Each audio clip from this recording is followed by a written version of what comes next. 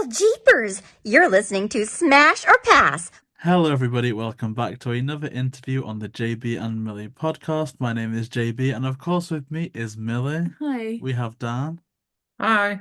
And the special guest who we'll be interviewing today is the legendary Ruta Lee. Thank you so much for joining. Hello, everybody, and especially the gang at the controls. 100%. I was really looking forward to speaking with you today. And as opposed to get things, to get it right back to the start, in your book, Consider Your Ass Kissed, which I think is an absolutely incredible title, by the way. You detail your career, which is spanning 7 decades, which is absolutely fantastic. But before your career, what really convinced you to go into acting? I think I came out of my mother's womb tap dancing. I just started loving show business right from the beginning. And I believe that beyond my mother, I owe my career to my kindergarten teacher, because she went to my mom and said, Mary, your daughter is different from all of the other children in my classes, in my kindergarten classes. She stands out, she's noisier, she's more interesting. Give her lessons. If you can afford it, give her dancing lessons or music lessons or whatever lessons you can give her, which is exactly what my mother did. And frankly, even though I was born in Montreal, Canada, of Lithuanian parents who knew nothing about the stage or theater at all, my mother did see movies, and she thought that I was, being of Lithuanian descent, Lithuania's answer to Shirley Temple.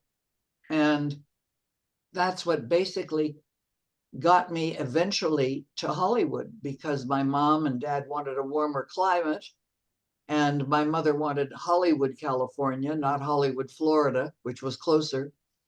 But thank God for Mrs. Jackson, who was my kindergarten teacher. Without her, who knows if I'd have had this marvelous 70, 80-year career.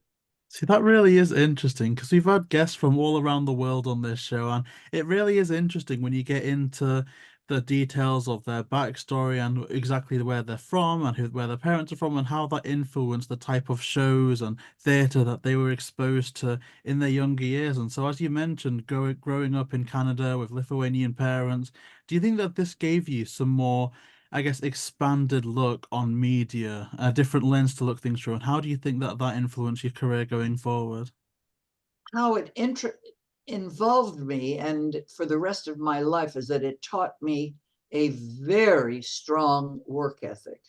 When I work, I work. Oh, I love to laugh all the way through my work, but I really work very hard, and I come prepared, and I'm not an idiot. I am very responsible to the author who wrote the lines for me to say, to the director who told me how to say them or not say them, as the case may be. And so I think that's the greatest influence it had on me, that whole Lithuanian background. And of course, it also gave me a background in caring for other people. My mother said that I loved human beings from the first day that I saw anybody, that I kissed everybody on the street, even the drunk lying down in the gutter. It was okay with me. And I climbed every set of stairs to ring doorbells and say hello to whoever was there. And I'm still that way, believe it or not. And here I am going into my 89th birthday next month, or yes, next month, actually, May. Oh, wow. And I'm going to be performing in a place called the Vibrato, which is a great club here in town.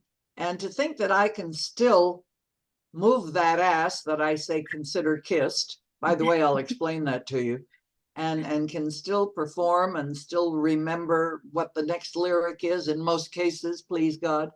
I'm very happy, and I have been truly blessed with a wonderful life that included some of the most glamorous and well-known people in theater or in television or movies. And I've had them as very good friends, and still do have a lot of them, even though I'm older than most people in the business anymore. And most of my good friends from the good old days have gone on to meet their maker. But I'm still here, and I'm still kicking out my heels.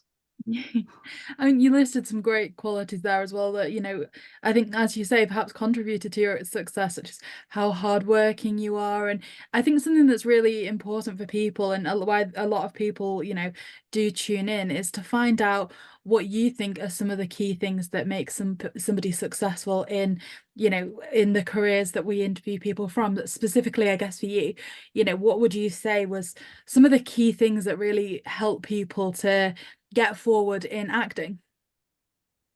Well, the first thing I ever say when asked by a young person, what do you think I should do? What advice do you have? It's always get an education so that you can do something to put food on your table and pay your rent while you're waiting to catch that brass ring that we always want in show business, that's very important. I also think what's very important and has helped me all through life is that I take my work very seriously, but I don't take myself seriously. And I don't make issues out of demands or anything else. I'm very happy for what I get. I try to get what I've earned, and I think that you have to earn your respect. You have to earn the salary. You have to earn the credits that you get and the kudos that are paid to you. And don't just think that because you got lucky as a kid and got onto a series or made a record that was really good, that it's going to go on for the rest of your life.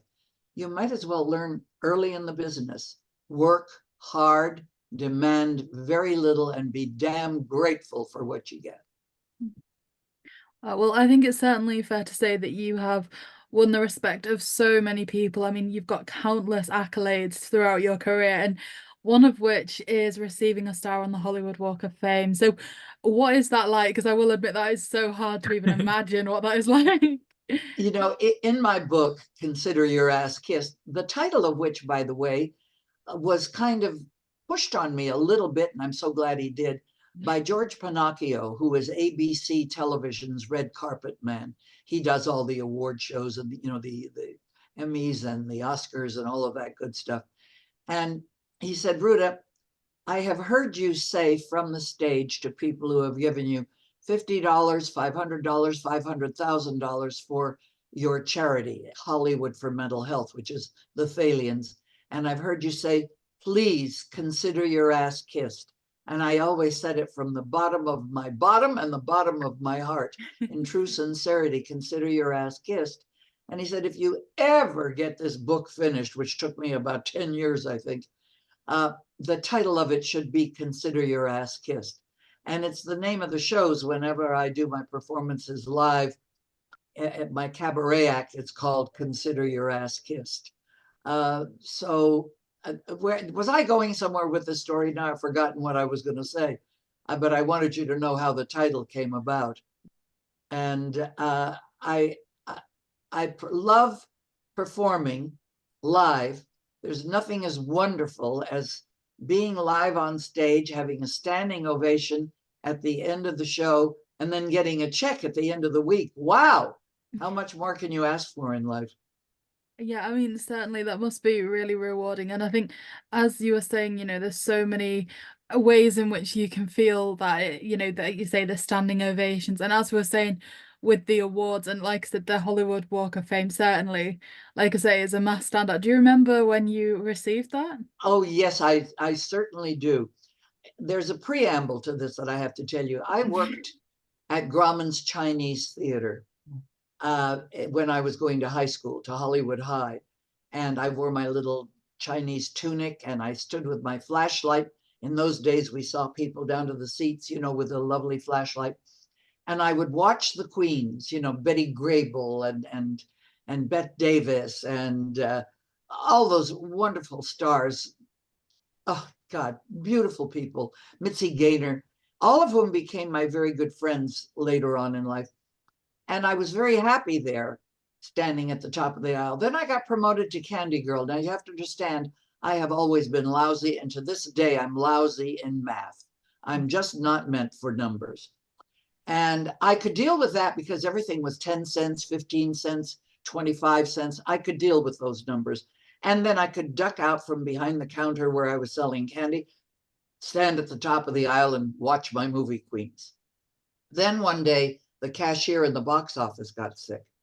And I got promoted to cashier. And I said, oh, I can't do this because it's numbers. It's $1.98 and $3.25 and $2.62 and, you know, numbers that I can't deal with. And they said, no, you just punch in 2 at $1.98 and then punch in the $5 that they give you and it'll give you the right change.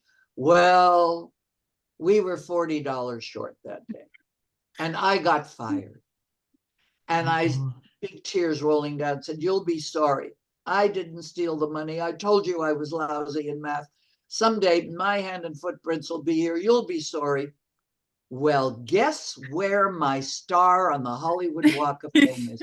Right in front of that frigging box office. Isn't that fabulous?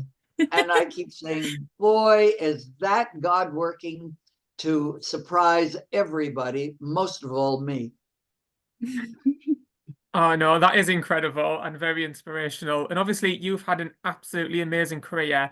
I think one of the big highlights in terms of your television career is the Twilight Zone. You were in the episode A Short Drink from a Certain Fountain. Do you remember how you came about to get the role in that episode? Well, in those days, I have to tell you guys that casting directors held great sway. They were truly admired. They worked hard for a living. It's not the same anymore. And the casting director would say to the producer or the director, what do you want, a blonde, a redhead, or a brunette for this scene? Basically is what it amounted to. I got a call from the casting director to come in to audition for Michael Kidd, who was the choreographer on Seven Brides for Seven Brothers, and for the director, Stanley Donen. And so in I came, and my mother went with me, and she went across the street from casting office to the church, got on her knees, lit candles, and prayed. I went in and danced my little ass off, and I don't know whether it was my dancing, doing a Lithuanian polka when they asked me to do something folksy after I had done a ballet step or two and a little jazz step or two. When they asked for something folksy, boy, could I do folksy. I knew how to do a Lithuanian polka. So I don't know whether it was my polkaing or my mother's praying or both that got me the job, but thank you, God, it was the most fun experience of my life, I think. In those days, when we were doing Seven Brides, which was my first movie, we worked 6 days a week. It wasn't the 5-day week that we have now with a nice long 2-day weekend. We just had 1 day off. And we were just rehearsing the one barn raising scene in dance took about 6 weeks. And I used to go into class every morning. You know, Michael Kidd would have the ballet bar opening to warm up everybody and to get ready for dancing. And I would just thank God every day and just say, what in the world am I doing with this troupe of glorious dancers that really mean something, that have spent their lives dancing? And this was my first job, and whoa, nervous, but oh God, what a fabulous experience. Now, probably the most fun I ever had in my life, because this was hard work and great learning experience, but the most fun, physically laughing all the time, was on a picture where I was the leading lady to Frank Sinatra, Dean Martin, Sammy Davis, Peter Lawford, Joey Bishop, the Crosby Boys, the whole Rat Pack, the gang, was in a picture called Sergeants 3, which basically was a remake of the fabulous Gunga Dean, and Sammy playing Gunga or Dean or whatever his name was. That was a lot of fun, and boy, what an experience to work with these fabulous talents. And the only thing that really was kind of sad was that I never did a musical with the guys. I wish I had, but Sergeant 3 was great fun.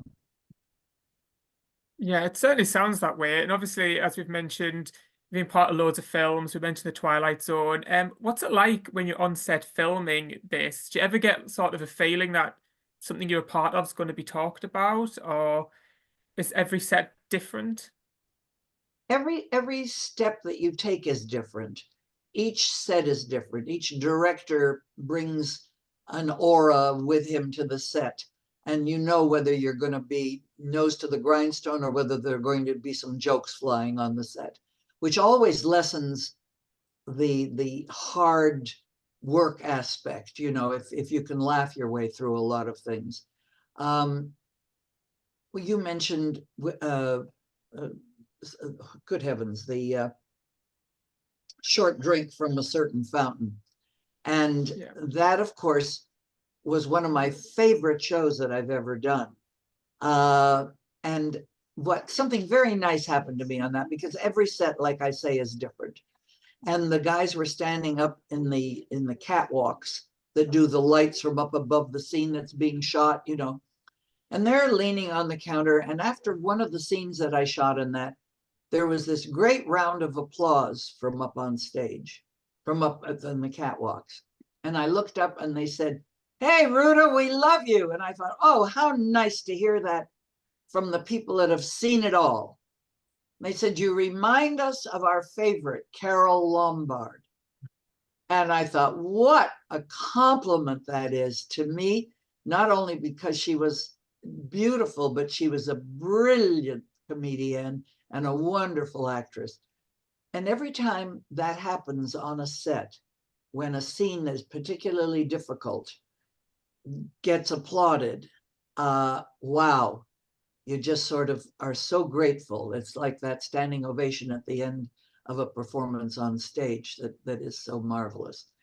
And they don't come often, but when they do come, it's a great moment. Of course, how much of your audience knows that a movie scene that takes 3 minutes will probably take 3 days to shoot, because there will be the general overall scene from one end of the stage with everybody involved in it from a distance, and then from another side.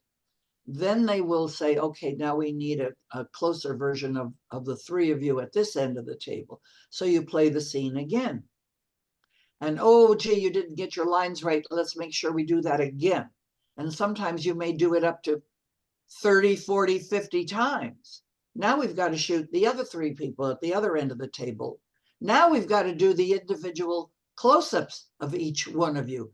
And you have to remember what you said, when you said it, where your hand was, where your glass got picked up, where you sneezed, where you used the Kleenex, your napkin. All of that has to kind of get ingrained in your brain so that the hand gestures and everything else match on camera. It's not easy work. It looks easy, but it's not. And it's the good actors that make it look easy. That's fantastic to hear about all of the intricacies that go into being on set and everything. And just going back to the Twilight Zone, rewatching it today, the screen presence that you carry is absolutely incredible. And even that's so true in this interview as well. The charisma that you've got on the screen is absolutely undeniable. But I think it's fair to say that us here are of that kind of generation where the very first thing that we would have been introduced to you with is, you know, animation, which is what we watched as a child. And in some of your voiceover work, such as Revolta from Scooby Doo and the Ghoul School, all those things had some really interesting names. But what attracted you to voiceover, and how does that differ from, you know, being on set and on screen? It is so much easier. It is absolutely fabulous. I've often said it is such fun to walk into a studio, let's say Hanna-Barbera, where I did a lot of work, sit on stools, a mic get adjusted in front of you. If you're working with the whole group, that's one thing. Otherwise, you're in a booth or on the stage by yourself. To come in and make odd, strange noises, time things for a laugh, to allow people to absorb what you've been saying or doing and what they're seeing on the screen, and to get paid for this just seems like an absolute miracle. And so I really have got to get back into it, because I haven't done any voiceover work in a long time. And if anything, my voice has gotten deeper, not lighter. And I just loved it. I worked with Charles Nelson Riley in a series called The Frankenstones. and I played Hydia Frankenstone, and my daughter, Zelda Rubinstein, you know, the lovely little woman from, what was she famous for? That movie about where the strange creatures came to pass. Oh, well, anyway, she played my daughter, Atrocia, and I was Hydia. I just loved those names, and God, we laughed a lot during that series. And I'm so grateful to Hanna-Barbera for giving me a lot of work in that business. I mean, it was honestly absolutely incredible. And your voiceover credits are from some absolute legendary franchises, such as we've mentioned, Scooby Doo, but also the Flintstones. How familiar were you with those properties before signing up to work on them? Well, I have to be very honest and say I had grown past the age of watching cartoons. And I know that there used to be some wonderful cartoons that were very double entendre, you know, where the children got one joke out of it. The adults who were listening with the children got another slightly dirtier version, you know. And that was great fun. But I didn't know these series. I really didn't know any of them. I mean, I knew the Flintstones, clearly, but I didn't know what I would be doing in Frankenstones, which was a wonderful treat for me. And I love it. I wish I were doing more of it.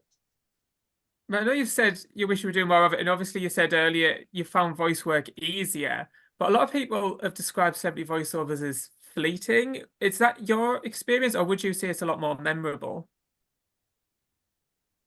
Well, I don't think of it as memorable because they are not shows or movies that go down in history or are considered the best by critics. You know, I'm lucky enough to have done 2 films, even though I didn't star in either one of them, but I did have major featured roles.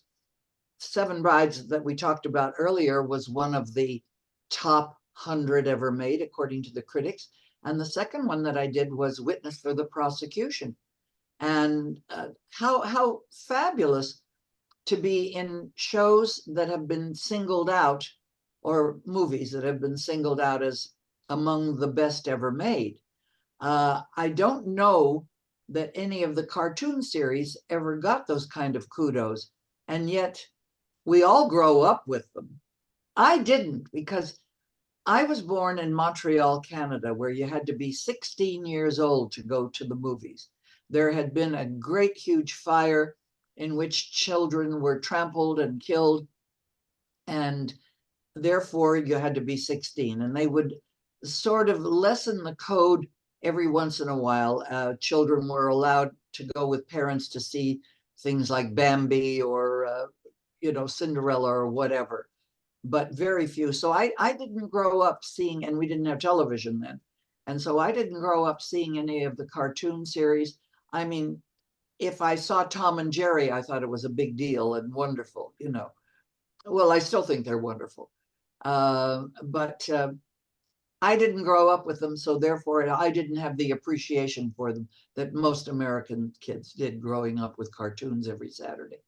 Yeah, we may not all grow up with it, but it's so interesting to do like an interview series like this and just see how much connectivity there is, like say people like Ronnie Shell have done voiceover work like that, but also in terms of, Scooby Doo, Phyllis Diller also had quite a big role in the Scooby Doo series, and of course you detail your friendship with Phyllis Diller. Do you have any stories about your time, just being friends with her in general? She was one of my dearest friends, and I miss her terribly. And she adored my husband, and he adored her. There wasn't an event that I had or whatever that she didn't attend. Of course, when she got much older, we saw her approximately a week or 2 before she died. It was her birthday, and she had her birthday on July the 17th. My husband's birthday was July the 18th, and Alex Trebek's birthday was July 20th. And so we always combined the 3 and made it a dinner or a party for our 3 honorees. And so she was true. We were joined at the hip with her. and I saw her just before she died. And of course, Debbie came, and as did Alex. And it was monumental for us to be together with her just before she left and went to join and make God laugh, you know. But what a great dame. And she's the one that I always comment in my show that two of the ladies that were part of the Thalians, founding members of the Thalians, were Jane Mansfield and oh dear, what's her name? I'll think of it in a minute. Darling girl, both with huge bazooms. And I've always said that I have none. I have absolutely none. And Phyllis Diller once yelled up to me on stage when I was carrying on about the lack of bazooms. And she said, Ruta, you've worn so many rubber falsies in your bra that you erased what little tits you had. Now that was Phyllis Diller. Oh my God. That's so crazy. I mean, obviously, you know, it's just so amazing to hear those stories, and also to hear you talking so passionately about the Thalians as well, which, you know, we're not too far away from mental health awareness, and you know, that's such a thing close to all of us, I think, but also a lot on the horizons as well, such as, you know, we believe that you're going to go on to do a one-woman show. You're currently doing that at the moment. Like, what type of things are you working on right now? Well, that's what's coming up next. The most fun thing that I'm going to do, starting like a week away, 10 days away, is that I'm going on a cruise. My best girlfriend hasn't done any of Asia. And so we are sailing from Tokyo to Singapore. Well, somebody has to do it. It might as well be me. And I'm looking forward to it because I've done both those places before, but I'm anxious for her to see it. We're going with a group of friends.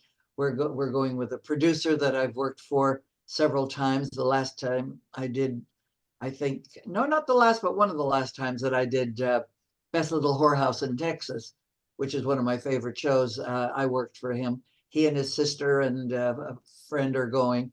So we're going to have a very, very good time. I love being in unusual, beautiful places. And then as soon as I get back the following week, I'll be doing my show at the Vibrato, which is a great club here in town. And that's kind of a tough gig because, I mean, I have to sing and I don't dance on stage because no nightclub stage is big anymore. They're all tiny little things. It's filled with my band. And I'm looking forward to it, though. I think it's going to be great fun. It certainly sounds it, and certainly very envious that you get to go traveling soon. Certainly, it's been so cold here that somewhere like that sounds absolutely wonderful.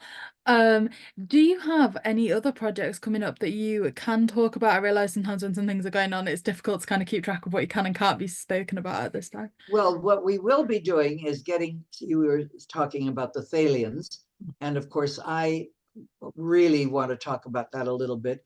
Thalians was put together by a group of young Hollywood people who I always say got tired of being called hard drinking, pot smoking asses that had nothing to contribute to society. Said, you know, we gather and sing around the piano and dance and so on and so forth. Why don't we put something together and put a show together and sell tickets and make money for a worthwhile charity? And oh, that's when they sent out Jane Mansfield and Mamie Van Doren, two of the greatest bazooms in the world, to find a good charity. And they came back and said, well, all the good diseases have been taken. And so they found a psychiatrist that dealt with emotionally disturbed children, which he described as a rotting apple in a barrel. If you don't take care of that one rotting apple, it'll inflict the entire community, the family, the whole country, you know, with mental health problems. And so we took that on, and 18 years later, we built the first building that went in at the great big huge Cedars-Sinai complex here in Los Angeles, the Thalians Community Mental Health Center. 18 years of raising funds by doing shows. And we had as honorees the greatest stars in the world: Frank Sinatra, Dean Martin, Sammy Davis, Peter Lawford, Phyllis Diller, of course, was one of our honorees. Lucille Ball was one of our honorees. All friends that I called upon, or Debbie called upon, to come and be our honoree. And we raised millions and millions of dollars. And then someone pointed out to me that in spite of the fact that we were mental health from pediatric through geriatric, that we were missing the boat in that we were not taking care of our returning veterans, those beautiful young people that are willing to put their lives on the line for us, no matter what hellhole in the world we send them to. And yet sometimes they come back home and they fall through the cracks and they're not taken care of, especially when it comes to mental health. So we joined up with UCLA and an organization called Operation Mend. OpMend heals the broken, fractured bodies of our returning men and women. We Thalians try to deal with the broken and fractured mind and spirit of those beautiful young people. And I'm so grateful to anybody that goes to our website, which is the Thalians, THALIANS.org, not com, but org, and look us up and send us $5, $50, whatever you can. It will be most very much appreciated and very much used by our darling veterans. And I thank you very much. But you'll learn a lot more about us Thalians too. And by the way, we Thalians are named for Thalia, who was a Greek goddess. She was one of the Greek muses, the goddess of comedy, but she also took care of straying lambs. And it seemed very appropriate that we, as a people caring about the mental health and caring for those who couldn't help themselves, would be named for that Greek goddess. Wow, that's incredible. And certainly we'll include the website link in the description below so that anybody listening can click on that link and go into the website. And can I ask, for the other work that you're doing, is there anywhere else that people can keep up with the projects that you're working on? Well, you can always go to my website, which is rutalee.com, and everything will be posted there as to where I can be seen and what I'm doing. We're raising dollars again for the Thalians, which is what I started to tell you, but then I got lost. We will be doing an event, and I'm hoping, and I'm saying the sign of the cross and praying to all the gods, that we will have Mariska Hargitay as our honoree. And it would be so appropriate because her mother was Jane Mansfield. And therefore, having daughter take the place of the mother with our audience will be pretty exciting. And we will build an entirely big show around her, the way we have around everybody else. I have to tell you that this would be magical if we can do it. Our darling friend Jolie Fisher, who is not Debbie's, but Connie Stevens and Eddie Fisher's daughter, and her sister, are both very involved with the Thalians and producing shows for us now. And we will plan a great big event with a big show all built around Mariska. I think it will be very exciting, and so I'm keeping my fingers crossed, and you keep yours crossed too, that we do get her, that she will be able to come and build a wonderful show around her show. Oh, that's fantastic. What an amazing legacy. We'll definitely be having our fingers crossed, our toes crossed, literally everything Thank all you. throughout, and everything will be left in the description as well. We'll be sure to keep up to date with that. And of course, that does conclude the questions that we had for you today. Thank you so much for coming on. It's been an absolute honor to speak with you. Well, it's an honor for me to spend a lovely time with you and with all of your listeners and watchers. And all I can do is say, may God keep smiling on you. God bless you. And I'll see you next time. And I really look forward to it. Oh, thank you so much. Thank you to everyone for watching. Please make sure to like, comment, and subscribe, and we'll see you next time.